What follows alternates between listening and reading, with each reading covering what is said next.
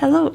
I will be guiding you through Clip Studio Paint today and showing you how I personally use this program and have everything set up. This video is sponsored by Clip Studio, but it has been my main art program for years and I'm really happy to be bringing you guys this video. So this here is the default layout of Clip Studio Paint, but you can arrange the palettes however you like. To get started, I'll show you how I arrange it for myself.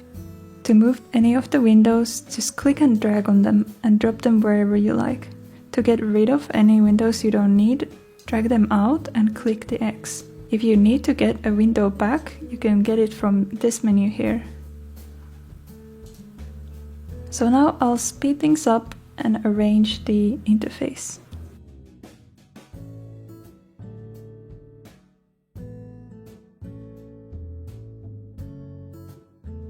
So this is roughly how I like to have everything set up. On the left I got the navigator, the tool properties and the subtools. On the right I have all the color related stuff. I don't really use anything aside from the color wheel, color history, sometimes these sliders and sometimes this color set. This here is the quick access where I've made custom shortcuts. I'll show you how to do that as well. Auto actions are also here, it's related to the quick access. Tools and layer properties are here and layers and history are here. Oh, and remove the timeline because I'm not really doing animation. You can save your workspace over in this menu by clicking here on register workspace and giving it a name. It's going to show up in this list so you can retrieve your saved layout anytime. It will also save your shortcut settings for you. So let's make a new file. These are the settings I normally start out with and the settings I've used in the drawing that I'll be working on today. To get started, let's look at the preferences first and then shortcuts. There's a couple of important ones, such as here, under File you can enable autosave right here, enable canvas recovery, and set the timer for how often you want it here. Under Performance, you can set the amount of undo steps that you have, so the amount of times you can press Ctrl-Z before it runs out of steps to undo. And make sure that this virtual memory path is on a drive that has some free space on it. And as a side note, there is a light theme to Clip Studio as well, and a slider to fine-tune it. Next, a quick word about shortcuts. You can find your shortcuts over here in the shortcut settings and the modifier key settings. I recommend you get familiar with these as you learn the program and change them to what feels comfortable for you. So I do want to give a special shout out to a couple of shortcuts, such as the shortcuts to change brush size can be found right here. Under Options, Brush Size Palette, and also the pop-up palette. I've bound these keys to my tablet pen, and with this feature I'm able to call forth a temporary color wheel or a temporary brush window, so I don't need to move my arm to the side of the screen all the time. So those were under shortcut settings and pop-up palette. Some more shortcuts can be found in the modifier key settings, and these are only for keys such as Ctrl, Alt, Shift and so on. I have swapped out the eyedropper and the object from Ctrl to Alt because I use the eyedropper shortcut a lot and I feel like Ctrl is a lot easier for me to press than Alt, so you can do that here too if you like. But do look through this menu because here are a lot of very useful shortcuts that you might not have known about before. Next, I'll briefly go over the panels and what they're here for. So the navigator, I basically just use as a thumbnail view of my drawing. I don't really use these buttons because I have shortcuts for all of them, but they're for flipping, rotating and moving your canvas. Here under Tool Properties, you have settings for your tools, and subtools are different options for your tools. This color stuff is for picking your colors or for seeing your color history. Quick access are my personal shortcuts. Speaking of that, let me show you how to make them. So to make your own quick access shortcuts, you go here, create a new set. Let's make a new set. So set 2. So let's say you want to add a button here to make a new layer, because let's be honest, the button over here is kind of small. You right click the menu and go to Quick Access Settings. And in this menu, you can find all the things that you can add a button for. It's pretty similar to the shortcut settings menu. So making a new layer would be under Layer and New Raster Layer. So if you click it and click Add, it's going to appear here. But let's say you want a button for making a new clipping layer, and that's more than one action that you can't find in the menu that I just showed. You can actually do that by using auto actions. Now, this is kind of more advanced stuff, but I wanted to show this anyway because when I was learning how to do this, I had a bit of trouble finding information, aside from the official Clip Studio website. So to make a new auto action, you click this button, give it a name, new clipping layer, and then you click this red button and it will start to record what you're doing. So let's click this, make a new layer, and then press the clip to layer below button here. And now we're done, so let's click this stop button. So there you have an auto action for making a new clipping layer. You can double click it to check that it works. So double click it and a new clipping layer shows up. Perfect. So to use this as a button in your quick access menu, go ahead and right click to go to the quick access settings again. And in this menu, go to the auto actions. Find where you've saved it. It's probably in the default category unless you made a new category. And find the auto action that you made. And now you can add it to the menu here. And there we go. Now I can make a new clipping layer with just the press of one button. You can also change how these are viewed here on the menu by going here to view. I have it on tile 4 columns because it suits my screen size well. But you can have a list too, for example. And now this actually applies to most of the menus you have in Clip Studio, such as the color history. From this menu in the corner, you can change the size of the tiles. You can also do that over here in the brush menu. Here, change the view of the brush selection, as well as the layers. You can change the size of the thumbnail and how it displays. So let me go over all of the tools next. Here we have the zoom tool and the hand tool. I use these pretty much all the time. The shortcuts for them are C for zoom and H for hand, but you can also use them using spacebar and control spacebar. Oh, and under the move tool, there's also the rotation tool, which is normally bound to R, I believe. The operation tool is primarily for dealing with 3D layers, or with timelines, or vector lines. This move tool here is for moving the contents of your layer, but I don't really use this because using Ctrl T for transform lets you do the same thing, except also being able to resize and skew whatever you've selected. So next are the selection tools. Selection tools let you select a certain area and then you can only interact within that area you selected. So now that I've selected this square, I can only draw inside this square.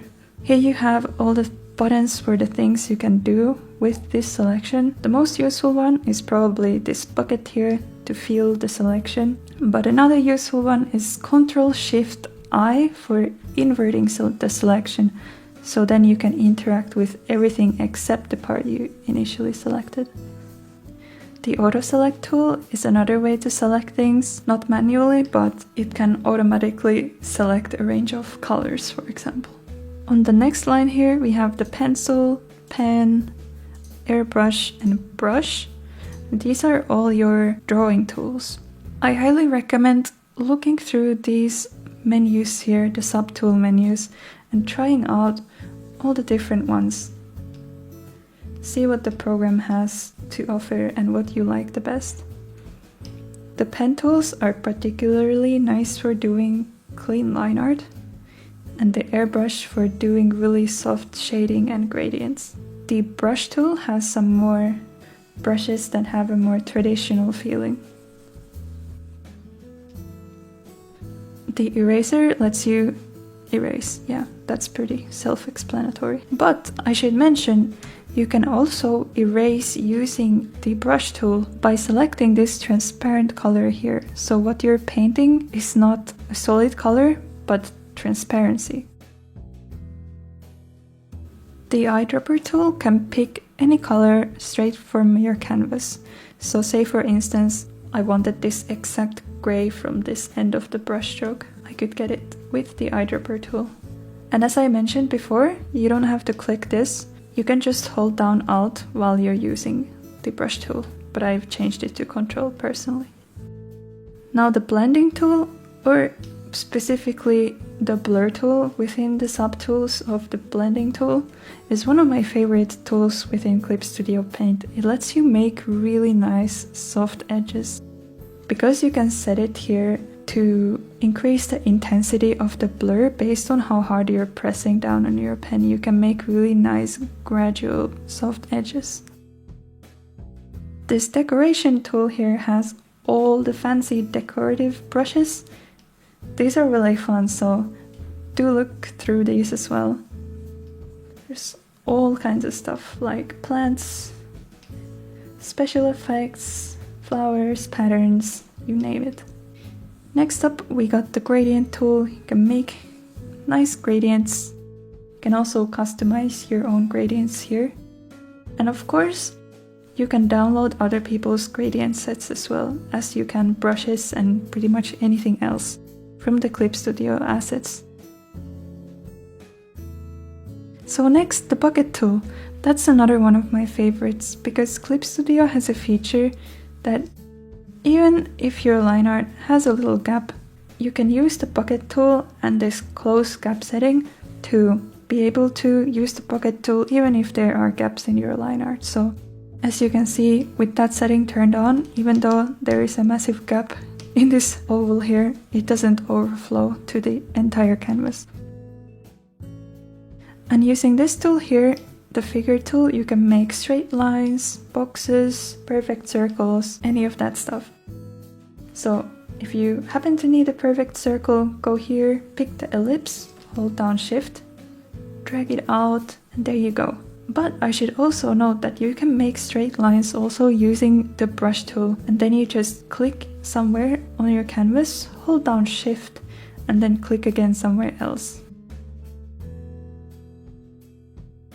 Like that. Now the ruler tool is also great. The perspective ruler is especially great if you like drawing backgrounds. But a less known feature is the symmetrical ruler. You actually have this thing that you can set it to cut your canvas somewhere in half, and then whatever you draw will appear on the other side. Next up, this tool, this frame tool, and the speech bubbles.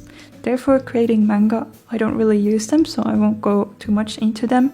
Text tool is for text, of course. And lastly, this correct line tool is for dealing with vector lines. So I'll show this to you guys in a second after I explain what vector layers are. So layers. You can think of them as like a stack of paper. Whatever is on the top of the list will be the top paper, and on the bottom paper.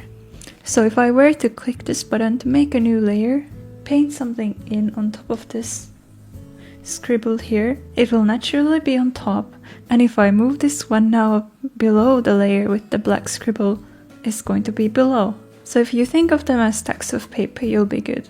These normal layers can also be called raster layers because what you're doing is basically coloring in individual pixels.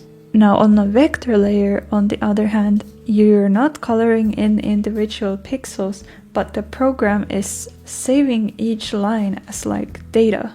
So if you draw a line, you can edit this line in any way you want by pressing Ctrl and then dragging these points. There's also something useful you can do with the eraser tool.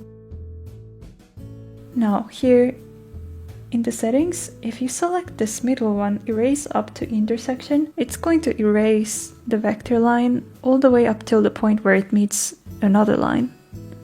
So if you have something like this, you can simply do this and you'll get a perfect cross. So thanks to these features, vector layers can be great for line art.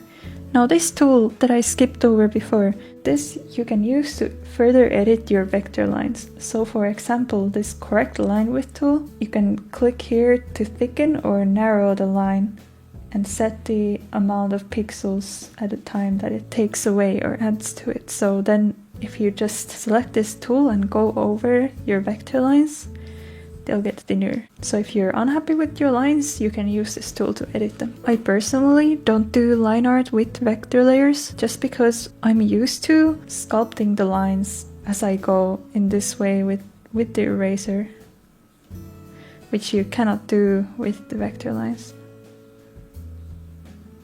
So that's all personal preference, but it's a very useful feature that's good to know about. When you're dealing with vectors, you're also not going to lose any quality when you edit the lines. You can skew them, make them smaller, larger. It's not going to change the quality. Another very useful feature of layers is the clipping layer function. So it's this button right here, clip to layer below. I even have a button for it in my quick access menu like I showed before because I use this feature so much. So what it does is makes it so that whatever you draw on this layer is only going to show up right on top of the layer that it's clipped to.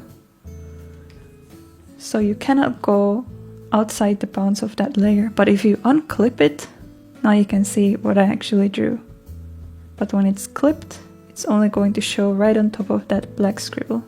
A similar thing can be achieved by using the transparency lock here, which makes it so that you cannot interact with any of the transparent pixels on this layer, only the pixels that you already colored with something, like so. Masks are also something I use sometimes when I want to hide something, but I don't want to delete the actual data in case I want it back. So you can use a mask by painting in with this transparent color once you've selected the mask. It's going to essentially just erase. But here's the thing, you've erased it on the mask, and if you ever want it back, you just go back to the mask, pick any solid color, and you can get it back. So that's all I wanted to say about the technical stuff. Let's start painting. I'll explain my process as I go and show you the tools and features in action. I'll start off with just a rough sketch of my character. In this stage, I often use Ctrl-T to transform my sketch and move some parts around. I first pick the lasso selection tool, select an area, circle it, then do Ctrl-T, and then move it around.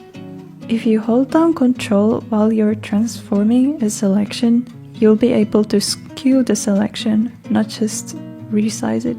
Doing this can make the lines blurry, but it doesn't matter when it's just a rough sketch.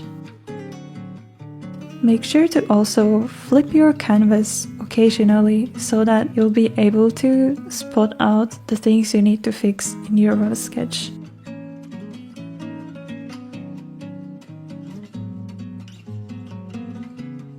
So over here, I'm using the airbrush to color in the background.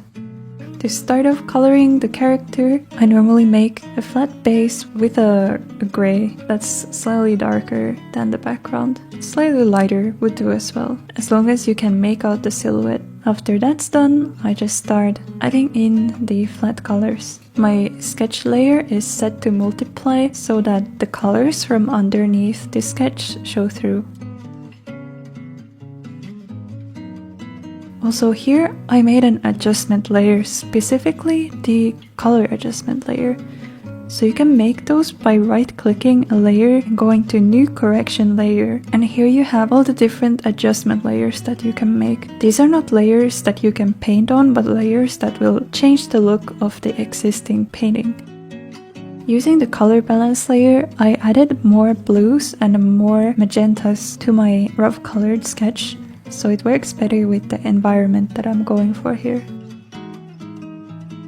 And then it's painting time. Enjoy the time lapse.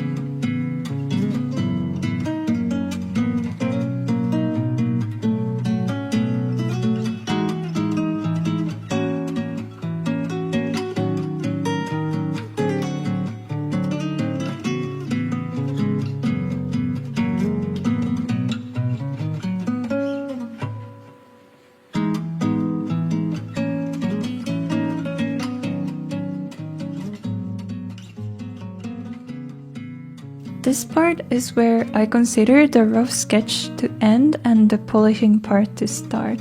I make a mask on the sketch lines layer and use the airbrush to softly fade out some parts that I felt were too strong. Then I just merge the entire character, so the lines and the colors, into one layer and started working on top of that. This part where I'm starting to polish the drawing is so much fun for me. I recently moved to this kind of workflow because the traditional way of going from sketch to line art to flat colors to shading with tons of layers felt too restricting and slow. This method is more difficult because you're basically doing everything at the same time, but I find it a lot more fun.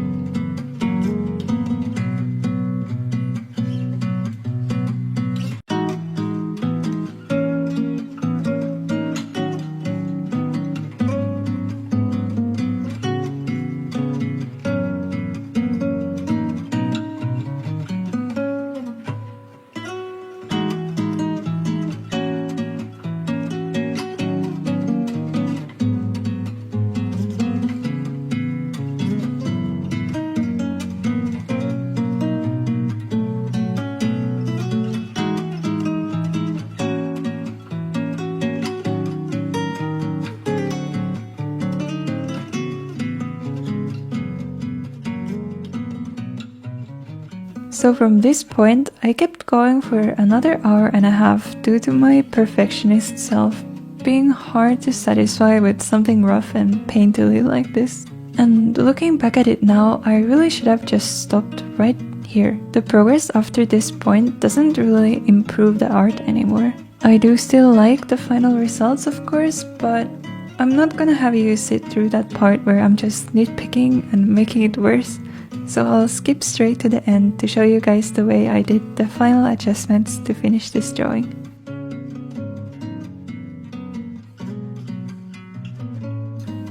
So here we are at the finished drawing.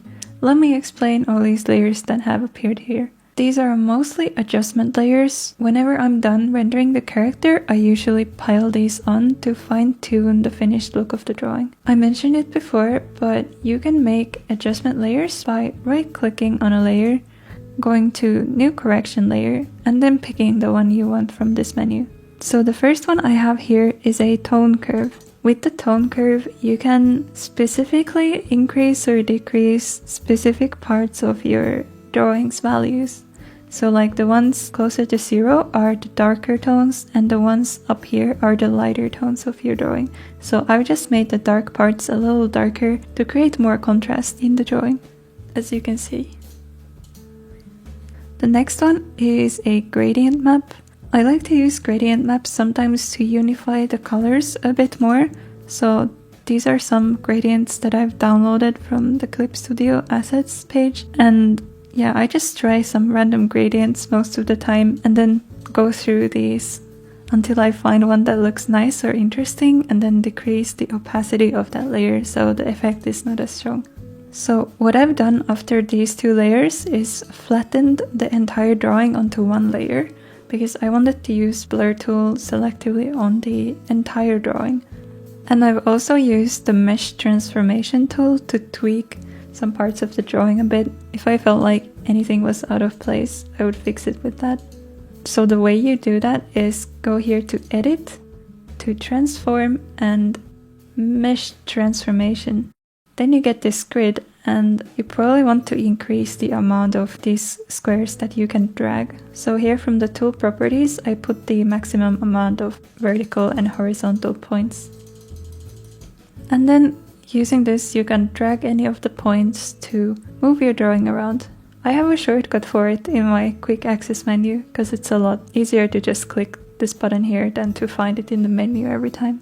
Here is just my signature. And next, this lighten layer is just here to make things lighter, as the name implies. It's a bit hard to explain, so I'll just show you. So let's make a new lighten layer and turn the old one off. So I'm gonna pick this magenta color from next to the jaw, and as you can see, it's only painting in this color on top of the colors that are darker. So it's not affecting any colors that are lighter than the one I picked. And then lastly, I've added another tone curve to make everything just a little brighter. I also tried to add some grain, and the way you add grain is make a new layer, go here to Filter, Render, and Perlin Noise. Then you tweak these to be however you want, click OK, and put this on Overlay, and then reduce the opacity. And that makes for a pretty decent grain filter. So I tried that, but in the end I didn't really like the look of it, so I decided to just disable it. And that's basically that for this drawing. Thank you for watching my tutorial. If there's any videos you'd like me to make, let me know in the comments. I hope you have a great day and have fun creating art.